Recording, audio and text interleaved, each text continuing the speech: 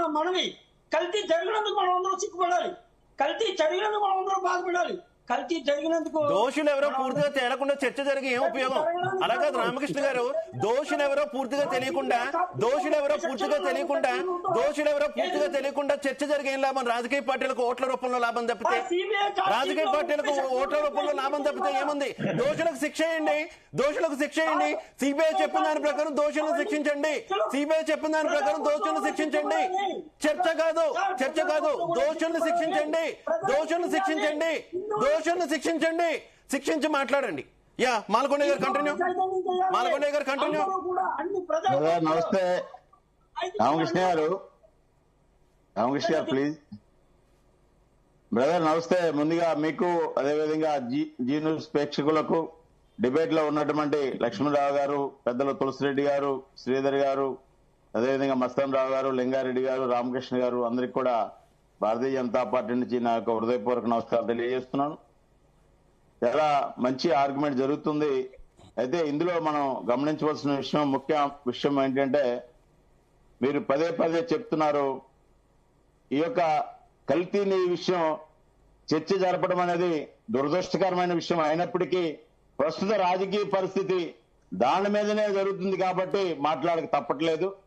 ఇవాళ తెలుగుదేశం, బీజేపీ, జనసేన కూటమి ప్రభుత్వం వచ్చిన తర్వాత గతంలో జరిగినటువంటి వైఎస్ జగన్మోహన్ రెడ్డి ముఖ్యమంత్రిగా ఉండి ఆంధ్రప్రదేశ్ 5 సంవత్సరాల పాటు డాక్టర్ బిఆర్ అంబేద్కర్ గారి చట్టాలు కాకుండా జగన్మోహన్ రెడ్డి గారు సొంత చట్టాలు ప్రవేశపెట్టి అధికారుల యొక్క వ్యవస్థని పూర్తిగా వైసీపీ ఆఫీసులో పెట్టుకొని 5 సంవత్సరాలు ఏదైతే రాక్షస పాలన కొనసాగించారో దాంట్లో నుంచి అధికారులు ఇంకా బయటికి రాలేదనేటటువంటి విషయం కూడా కొంత అర్థమవుతుంది.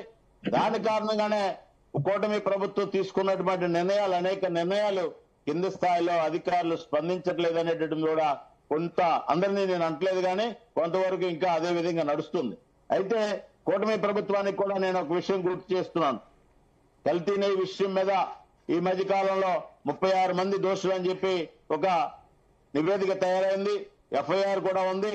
దాంట్లో ఇంకొక 3 పేర్లు, లేకపోతే ఏదైతే గతంలో యూఓగా ఉన్నారో, చైర్మన్ గా ఉన్నారో, వైసీపీ టైంలో జరిగినటువంటి తప్పులుగా మనం గుర్తించాం కాబట్టి వాళ్ళ పేర్లు కూడా లిస్ట్ లో కలిపి వాళ్ళందరినీ జైలుకి పంపిస్తే కొంతవరకు కింద స్థాయిలో తప్పు చేస్తున్నటువంటి వాళ్ళని ఏమీ చర్యలు తీసుకోలేదు కాబట్టి గతంలో వైసీపీ టైంలో ఎవరైతే తప్పులు చేస్తున్నారో ఇవాళకి కూడా చెలరేగిపోతున్నటువంటి వారి ఆట కట్టడి అవుతుందనేటటువంటి విషయం మీద ఇవాళ నేను కూటమి ప్రభుత్వంలో ముఖ్యమంత్రి ఉన్నటువంటి చంద్రబాబు నాయుడు గారు, బీజేపీ వ్యవహార శైలి, లడ్డు వ్యవహారంలో కూడా కొన్ని అనుమానాలు తావిస్తున్నటువంటి పరిస్థితి. హైందవ ధర్మానికి సంబంధించి ఏదైనా ఎక్కడైనా చిన్న ఇష్యూ జరిగితే వెంటనే రెస్పాండ్ అయ్యేటటువంటి భారతీయ జనతా పార్టీ ఈ కల్తీ నెయ్యి వ్యవహారంలో మాత్రం కీలక నేతలు ఎవరు కూడా రెస్పాండ్ కాకపోవడం ఏంటి? అంటే నిజంగా ఒకవేళ జరగలేదని రెస్పాండ్ కావట్లేదా, లేదంటే జగన్మోహన్ రెడ్డి గారికి సాన్నిహిత్యంగా ఉండడం వల్ల రెస్పాండ్ కావట్లేదు అనేటటువంటి ఆరోపణలు? ఎందుకంటే ఈ మధ్య శ్రీశైలంలో జరిగినటువంటి లాఠీ చార్జ్ ఏదైతే ఉందో భక్తుల మీద, దానికి సంబంధించి కూడా కూటమి ప్రభుత్వంలోనే ఉన్నా కూడా భారతీయ జనతా పార్టీ రెస్పాండ్ అయింది, అక్కడ ధర్నా కూడా నిర్వహించినటువంటి పరిస్థితి.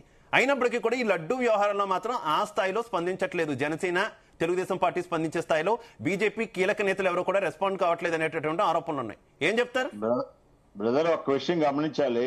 ఇప్పుడు నేను చెప్తున్నటువంటి విషయం కూడా కూటమి ప్రభుత్వంలో ముఖ్యమంత్రి గారిని ఇమీడియట్లీగా ఈ 36 మందితో పాటు ఈవోలుగా, చైర్మన్లుగా పనిచేసినటువంటి వాళ్ళని పెడుతూ గతంలో ముఖ్యమంత్రి కూడా జగన్మోహన్ రెడ్డి గారిని కూడా ఇందులో ముద్దాయి చేసి అరెస్ట్ చేయాలని చెప్పి చాలా స్పష్టంగా నా మొదటి పలుకుల్లోనే నేను పలకడం జరిగింది. అదే జగన్మోహన్ రెడ్డి గారిని అరెస్ట్ చేయమని చెప్పడమో, లేకపోతే వైసీపీ చైర్మన్లుగా ఉన్న వాళ్ళు, అప్పుడు ఈవోలుగా ఉన్న వాళ్ళని కేసులో పెట్టమని చెప్పడమో వైసీపీ సపోర్ట్ చేసినట్టు అవుతుందా అనేటువంటి విషయం మీరు గమనించాలి.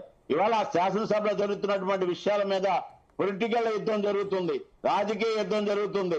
అభివృద్ధి విషయం కానీ, లడ్డూలు తేల్చేటటువంటి విషయం మీద కానీ ఇవాళ మా యొక్క భారతీయ జనతా పార్టీ నుంచి సోము వీర్రాజు గారు కానివ్వండి, లేదా మా మంత్రి గారు సత్యకుమార్ గారు కానివ్వండి, చాలా స్పష్టంగా జరుగుతున్నటువంటి చర్చలో పాల్గొంటున్నారు. ఇవాళ శ్రీశైలం విషయం మీరు చెప్పారు. శ్రీశైలం విషయంలో జరుగుతున్నటువంటి విషయాలు కానీ, మరికొన్ని ప్రాంతాల్లో జరుగుతున్న విషయం కానీ శాసనసభలో ఒక పక్క గోవిందా గోవిందా అంటే మరో పక్క ఓం నమ శివాయ, ఓం నమ శివాయ అని చెప్పి రాజకీయాలను దేవుడి చుట్టూ తిప్పుతున్నటువంటి కొన్ని అంశాలు ఏవైతే ఉన్నాయో ఆ అంశాలని భారతీయ జనతా పార్టీ ఆలోచిస్తుంది. ఎందుకంటే నిజంగా హిందువులకి అన్యాయం జరుగుతుందా, రాజకీయ కోణంలో హిందూ సమాజాన్ని ఇరికిస్తున్నారా అనే విషయం మీద మేము ఆలోచించి మాట్లాడతాం తప్ప ఏదో అక్కడ ఎవరో రెచ్చగొట్టారని ఏదో జరిగిపోయిందని చెప్పి హిందూ సమాజం రోడ్డు మీదకి వస్తే హిందువులకు నష్టం జరిగే అవకాశం ఉంది. చాలా జాగ్రత్తగా సున్నితమైనటువంటి విషయం ఇది. ఇవాళ లడ్డు రోజు మనం ప్రసాదం కింద తీసుకుంటున్నాం, కానీ కల్తీ కల్తీ కల్తీ అని చెప్పి మనం తీసుకునేటటువంటి లడ్డుని కూడా మనం అపత్రితం చేసేటటువంటి పరిస్థితి ఉంది. కాబట్టి భారతీయ జనతా పార్టీ సమస్య ఆధారంగా కూటమి ప్రభుత్వంలో స్పందించడం తెలుగుదేశం జనసేనతో సమానంగా మేము కూడా స్పందిస్తున్నాం అనే విషయం మీరు గుర్తించాలి. ఇందాక మన పెద్దలు తులసిరెడ్డి గారు మాట్లాడుతూ చాలా చక్కటి విశ్లేషణ ఇచ్చారు. నేను తులసిరెడ్డి గారు అంటే నాకు ఒక అభిమానం. ఎందుకంటే వారు గతంలో సనాతన ధర్మానికి సంబంధించినటువంటి వ్యవస్థలో కూడా పనిచేశారు. అయితే వారు ఏదైతే జగన్మోహన్ రెడ్డి గారి ప్రభుత్వంలో జగన్మోహన్ రెడ్డి గారు ఈ రోజుకి కూడా అదే ధోరణిలో తప్పులు చేస్తుంటే వారు చేసినటువంటి తప్పుల్ని ఖండించారా, లేకపోతే వారు చేసిన తప్పుల్ని సర్దుబాటు చేస్తూ వారిని సపోర్ట్ చేస్తూ మాట్లాడారో నాకైతే అర్థం కాలేదు. కానీ ఏదైతే యుగ పురుషులైనటువంటి వేమన గారిని, గురజాడ గారిని, అదే విధంగా మన యొక్క పవిత్రమైనటువంటి గ్రంథాలతో ఉన్నటువంటి శ్లోకాలని పోలుస్తూ జగన్మోహన్ రెడ్డి గారు చేసినటువంటి ఒక తప్పుడు కార్యక్రమాల ఆధారంగా వస్తున్నటువంటి కౌంటర్లకి పోలీసు మాట్లాడారంటే తులసిరెడ్డి గారు కూడా నిజంగా హిందూ సమాజం పట్ల విశ్వాసం పెంచుకోవాల్సిన అవసరం ఇవాళ ఉంది. కాకపోతే ఈ విధమైనటువంటి చరిత్రని కూడా తులసిరెడ్డి గారు జగన్మోహన్ రెడ్డి గారితో పోలిసి మాట్లాడుతున్నారంటే జగన్మోహన్ రెడ్డి గారి యొక్క తప్పిదాలు ఏవైతే ఉన్నాయో, అవినీతి ఆరోపణలు ఏవైతే ఉన్నాయో వాటికి ఈ యొక్క చరిత్రని దగ్గర పెట్టి మాట్లాడటం చాలా బాధాకరమైన విషయం.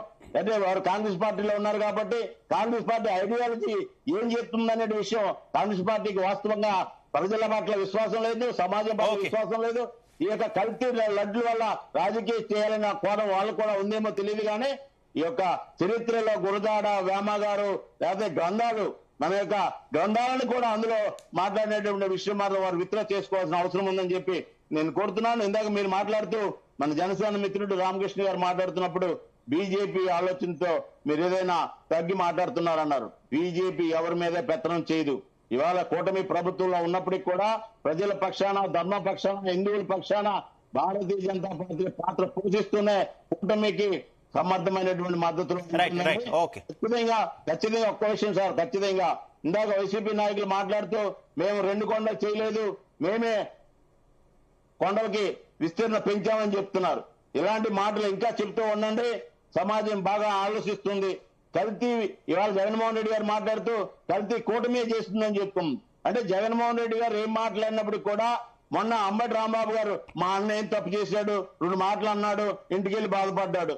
అదేవిధంగా తిరుపతిలో జరిగినటువంటి అన్యాయం మీద $4 కదా, అది పెద్ద విషయమే కాదు కదా, ఆయన ఒక డోనర్ అన్నారు. అంటే ఎక్కడ ఏం జరిగినప్పుడు కూడా వెనకాల వేసుకుని వచ్చేటటువంటి జగన్మోహన్ రెడ్డి ఒక్క నిమిషం జగన్మోహన్ రెడ్డి గారి యొక్క, ఎందుకంటే ఈ విషయాల మీద డిస్కషన్ పెట్టుకోవడం మనం మా తర్వాత మళ్ళీ 4 రోజుల తర్వాత డిస్కస్ కాకుండా కఠినమైనటువంటి నిర్ణయాలు ఉండాలి. ప్రధానమైనటువంటి ముద్దాయిని జగన్మోహన్ రెడ్డి గారిని భావించాలి. ఈ కూటమి ప్రభుత్వం కఠినమైన చర్యలు తీసుకునేటప్పుడు భారతీయ జనతా పార్టీ కూడా ముందడుగు వేసి ఆ చర్యలకి సపోర్ట్ చేస్తుంది తప్ప భారతీయ జనతా పార్టీ ఎక్కడ వెనకడుగు వేసే పరిస్థితి లేదు. స్పష్టంగా చెప్తున్నాం సార్. లింగారెడ్డి గారు, గతంలో మీరు విపక్షంగా ఉన్నప్పుడు నేను ఇందాక ప్రస్తావించినట్టే చాలా అంశాలను రాజకీయంగా వైసీపీ మీద ఎక్కుపెట్టినటువంటి పరిస్థితి చూసాం. ముఖ్యంగా రామతీర్థంలో శ్రీరాముడి విగ్రహానికి జరిగినటువంటి అపచారం కావచ్చు, అలాగే పలు ఘటనలు అంతర్వేది రథం దగ్ధం వ్యవహారం కావచ్చు, ఇతరతర అంశాలు కావచ్చు. కానీ మీరు అధికారంలోకి వచ్చి ఇన్నాళ్ళు అయింది, వాటికి సంబంధించి ఏ కేసులోనూ కూడా పురోగతి లేదు కదా. అప్పుడు ప్రభుత్వాలు చేసినటువంటి ఎంక్వైరీ మీద మీరు నమ్మకాన్ని వెళ్ళబుచ్చలేదు. ఆ ఎంక్వైరీని కూడా కరెక్ట్గా జరిగినాయా లేదనేటటువంటి అనుమానాలు వ్యక్తపరిచారు. కానీ ఇప్పుడు మీరు అధికారంలోకి వచ్చాక కనీసం వాటిని ఏమైనా తేల్చారా? ఇప్పుడు ఇంత హైందవ ధర్మం గురించి, హిందువుల గురించి, హిందువులకు అపచారం జరుగుతుంది, మేమే వెన్నుదన్నుగా ఉన్నామని చెప్తున్నారుగా మీరు. ఏంటంటే దాదాపు 2000 చిల్లర దాడులు జరిగినాయి దేవాలయం పైన. విగ్రహాలు పాల్గొంటే కేసులు ఒక 100 లోపల ఉంటాయి. అయితే మీరు ఏమంటున్నారంటే ఇప్పుడు చర్య తీసుకోవడం లేదు కదా అనేటట్టు చెప్తున్నారు. జనరల్గా ఏమవుతుందంటే కేసు కట్టేటప్పుడు వాళ్ళు ఛార్జ్ షీట్ వేసేటప్పుడే దాన్ని వీక్ చేసి సరిగా కేసు కట్టకుండా, సరిగా సాక్షులు విచారించకుండా ఛార్జ్ షీట్లు కూడా అన్ని లోపాలతో వేసినప్పుడు ఏమవుతుందంటే అది ఏ ప్రభుత్వం మారినా కూడా